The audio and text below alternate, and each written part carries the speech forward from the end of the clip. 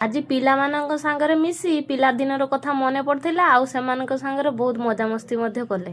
ଜୟ ଜଗନ୍ନାଥ ସାଙ୍ଗମାନେ, ସକାଳେ ଆମେ ସମସ୍ତେ ସାଙ୍ଗ ହେଇ ଖାଇଥିଲୁ, କିନ୍ତୁ ସନ୍ଧ୍ୟାବେଳେ ଆମ ମା ପୁଅକୁ ଏକା ଯିବା ପାଇଁ ପଡ଼ିଥିଲା। ଏକା ତ ନୁହଁ, ଆମ ସାଥୀମାନେ ବି ଯାଇଥିଲେ। ଆଉ ସେଠି ପହଞ୍ଚୁ ପହଞ୍ଚୁ ଏତେ ସୁନ୍ଦର ସାଜସଜ୍ଜା ଆଉ ଏତେ ସବୁ ଷ୍ଟଲ୍ ବସିଥିଲା, ସେମାନଙ୍କର ନାଁ ମଧ୍ୟ ମୁଁ ଜାଣିନି, ତଥାପି ଦେଖୁଥିଲେ। ଆଉ ସେଠି ଯାଇ ନୂଆ ନୂଆ ଜିନିଷ ମଧ୍ୟ ଦେଖିବାକୁ ପଡ଼ିଲା। ଆଉ ସମସ୍ତେ ଓଡ଼ିଆ ଲୋକ ପ୍ରାୟତଃ ଥିଲେ।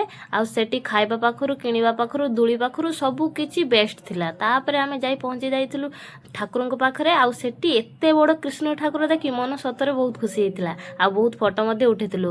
ୟାଙ୍କୁ ଦେଖି କହିଲ ଅରିଜିନାଲ କି ଡୁପ୍ଲିକେଟ୍। ଇଏ ଛୁଟି ଥିଲାଣି, ସେଥିପାଇଁ ଆସିପାରିଲେନି, ଆମେ ସମସ୍ତେ ଆସିଥିଲୁ। ତାପରେ ଟିକେ ଦର୍ଶନ କରିଦେଇଥିଲୁ ମା ସରସ୍ୱତୀଙ୍କୁ। ତାପରେ ଚାଟ୍ ଆଉ ଦହିବରା ଖାଇ ନେଇ ଫାଇନାଲରେ ବସି ପଡ଼ିଥିଲୁ ଭାତ ଖାଇବା ପାଇଁ। ଆଉ ଭାତ ଖାଇବା ଖୋଇ ସରିଲା। ଆଉ ଖାଇବା ମଧ୍ୟ ବହୁତ ଟେଷ୍ଟି ହେଇଥିଲା।